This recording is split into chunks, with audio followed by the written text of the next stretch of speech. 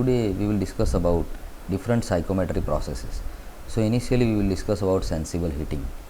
So let us refer this diagram, psychometry diagram. Now for that let us assume that we are at point 1.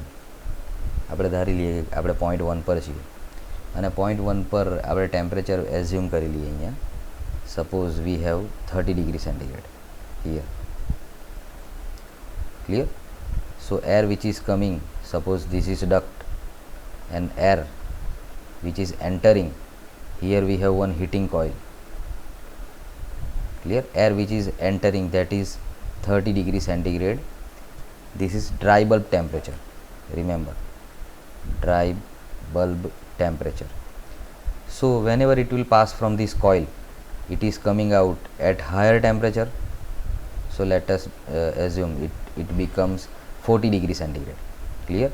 So temperature increase from 30 to 40. So let us assume this is our point 2. Here we have a temperature. What will be the temperature here? 40 degree centigrade. Clear?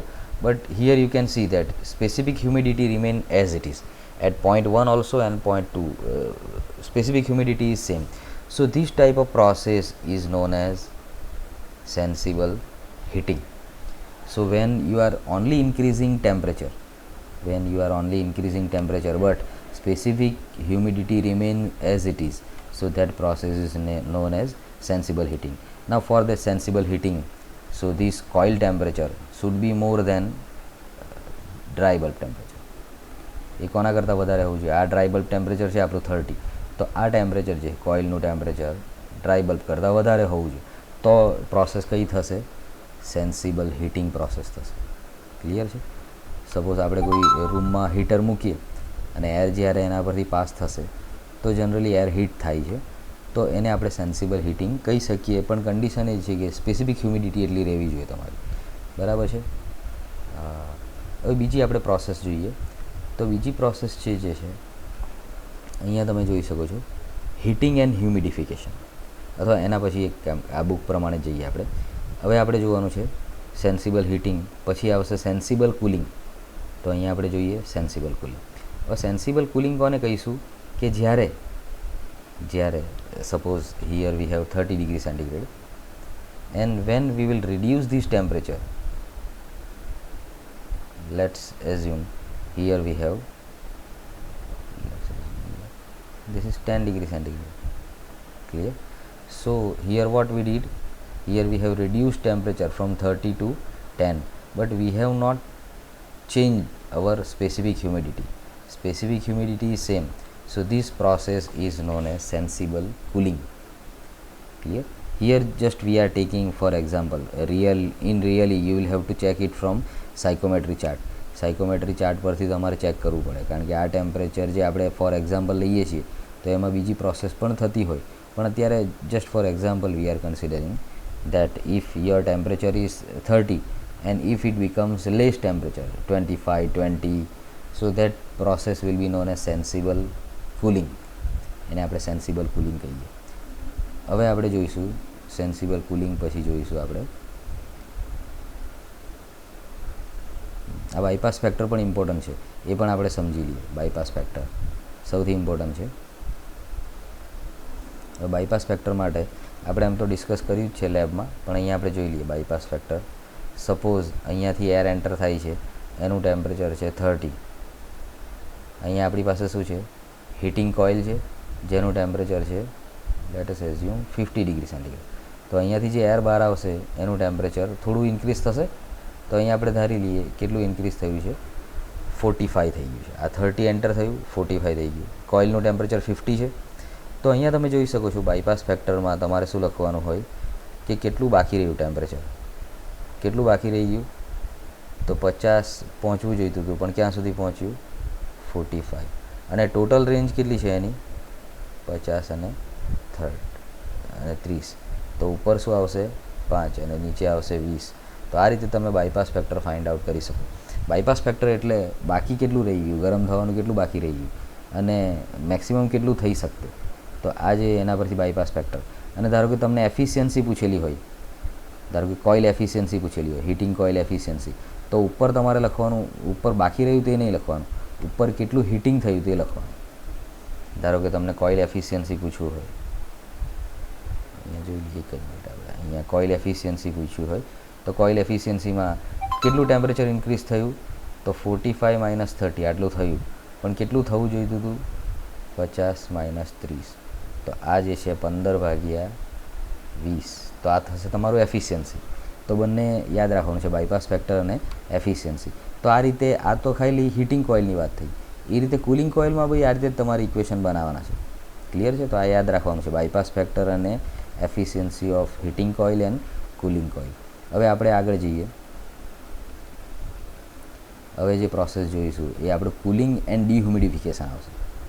Cooling and dehumidification.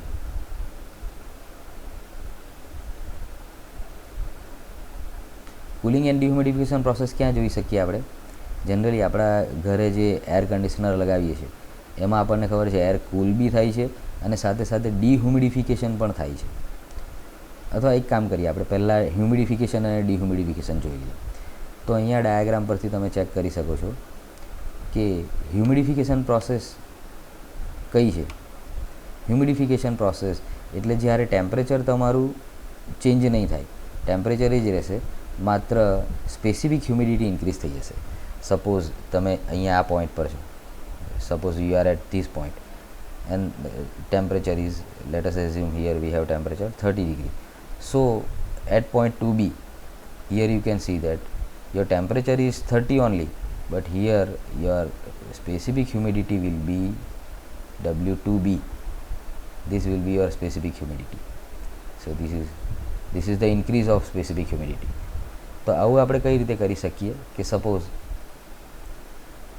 તમારી પાસે અહીંયા air છે જેનું temperature છે 30 degree centigrade.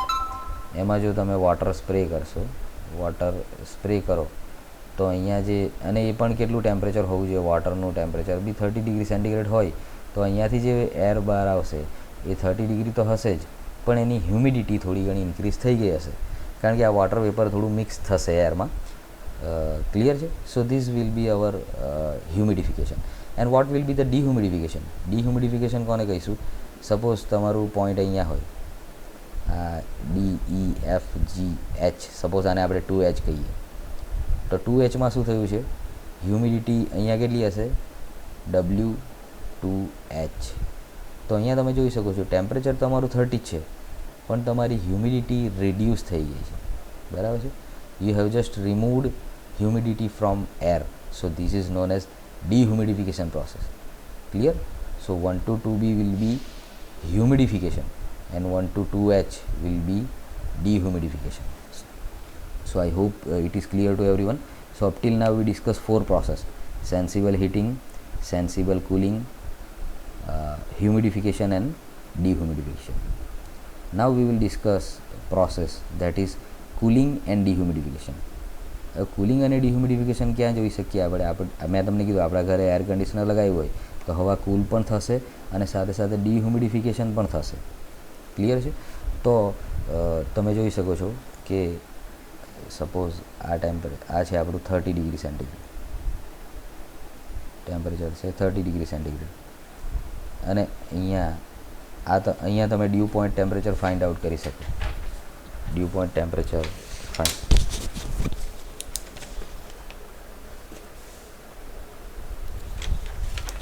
Due point temperature તમે find out કરી શકો. Suppose આપણે ધારીએ કે ડ્યુ પોઈન્ટ ટેમ્પરેચર તમારું આવે છે 10 degree centigrade. Suppose your dew point temperature is 10 degree centigrade. So your coil temperature should be low than dew point temperature. So here in our case it should be low than 10 degree centigrade. Clear? So what we are here, suppose air is entering which is having temperature 30 degree centigrade, and here we have coil. So what should be the coil temperature? It should be less than dew point temperature. So in this case our dew point temperature is 10. So our temperature is, let us assume 5. So whatever air which is coming out, so that air also get cooled. A air કૂલ પણ થશે અને સાથે સાથે એની specific humidity reduce પણ થશે. તો આ જે પ્રોસેસ છે કઈ છે, 1 to 2G, એ પ્રોસેસ કઈ છે? કુલિંગ અને સાથે સાથે ડીહ્યુમિડિફિકેશન, એટલે આપણે એને એરને કૂલ કરીએ છીએ અને સાથે સાથે એની હ્યુમિડિટી, એમાંથી મોઇસ્ચર કન્ટેન્ટ પણ રિમૂવ કરીએ છીએ. So this is our process cooling and dehumidification. I hope it understood by everyone. So now we will discuss one another process. So that is, we will discuss 122E, 122D and 122C. So which are those process here we will discuss. So in our case we have assumed that this is our 30 degree centigrade. This is dry bulb temperature. Now we assumed here this is dew point temperature 10 degree centigrade. So this is our wet bulb temperature. Let us assume wet bulb temperature as 16 degree centigrade. Let us assume here. Now these are the assumption. We haven't checked it on real psychometry chart, so this value might be wrong, but just for understanding we are discussing it. So here we have 30. Our dew point temperature is 10 and wet bulb temperature is 16. I told you that when this process is possible, 1 to 2G cooling and dehumidification, when your coil temperature is lower than dew point temperature. So we assumed it is at 5 degree centigrade. Now whenever coil temperature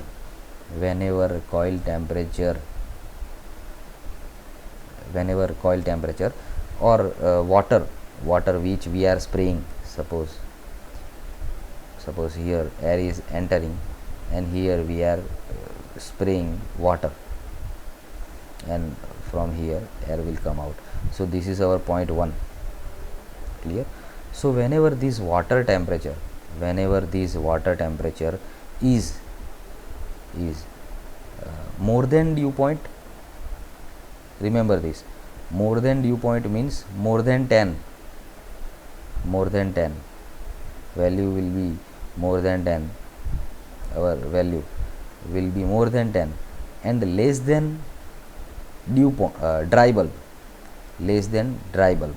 So at that time which process will occur?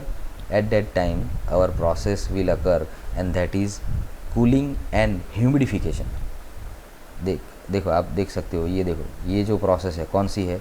1 to 2E, then after 1 to 2D, then after 1 to 2C. So all these process are cooling and humidification. ये कौन सी process है? यहाँ पे cooling भी होता है और साथ में एयर जो है ह्यूमिडिफाई भी होती है.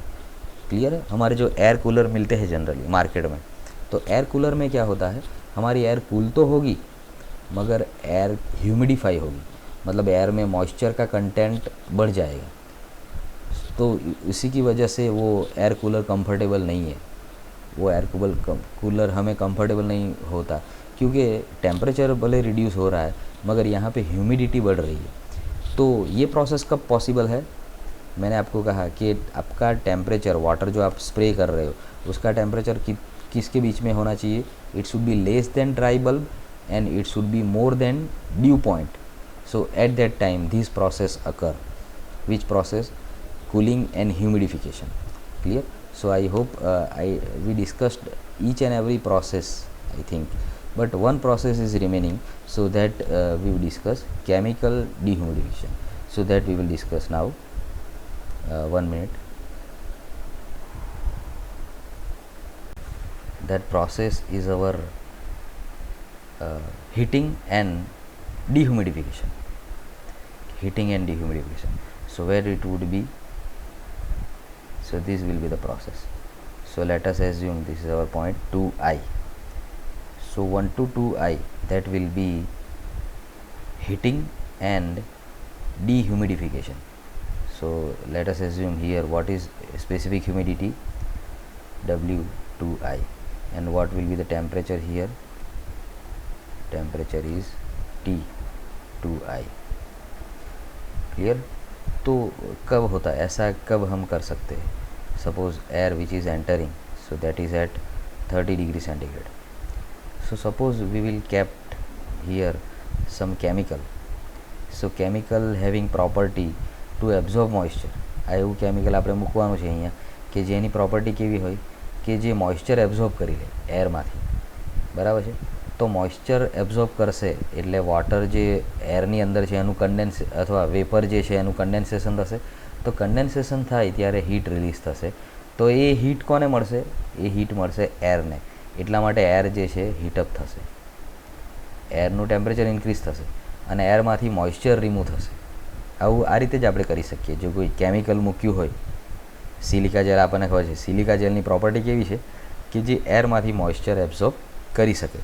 ક્લિયર? તો આ રીતે આપણે આ પ્રોસેસ કરી શકીએ. આ પ્રોસેસ કઈ છે? Heating and dehumidification 1 to 2i. હવે એક બીજી વાત આપણે ડિસ્કસ કરવાની છે કે સેન્સિબલ હીટ ફેક્ટર. હવે સેન્સિબલ હીટ ફેક્ટર જે છે જનરલી કઈ પ્રોસેસ માટે યુઝ થાય? કુલિંગ એન્ડ ડિહ્યુમિડિફિકેશન માટે. તો એ આપણે ડિસ્કસ કરીએ. તો અહીંયા કુલિંગ અને ડિહ્યુમિડિફિકેશન પ્રોસેસ કઈ છે? કઈ જગ્યાએ છે કુલિંગ અને ડિહ્યુમિડિફિકેશન પ્રોસેસ? તો એ આ છે 1 to 2g. 1 to 2g. તો એ પ્રોસેસને આપણે બે પાર્ટમાં ડિવાઈડ કરીએ, 1 to x and x to 2g. તો આ આપણી આખી જે પ્રોસેસ છે 1 to 2g એને બે પાર્ટમાં ડિવાઈડ કરી દીધું, 1 to x. તો 1 to x ને આપણે શું કહીએ? Basically latent heat. Latent heat શા માટે કહીએ છીએ? અહીંયા ટેમ્પરેચર જ છે, ટેમ્પરેચર ચેન્જ નથી થતું 1 to x માં, ખાલી હ્યુમિડિટી ઘટે છે. એટલા માટે એ લેટન્ટ હીટ આપણે રિમૂવ કરીએ એવું કહી શકીએ. અને અહીંયા x to 2gમાં શું થાય છે? ટેમ્પરેચર રિડ્યુસ થાય છે. તો એ કઈ હીટ થઈ ગઈ? Sensible heat.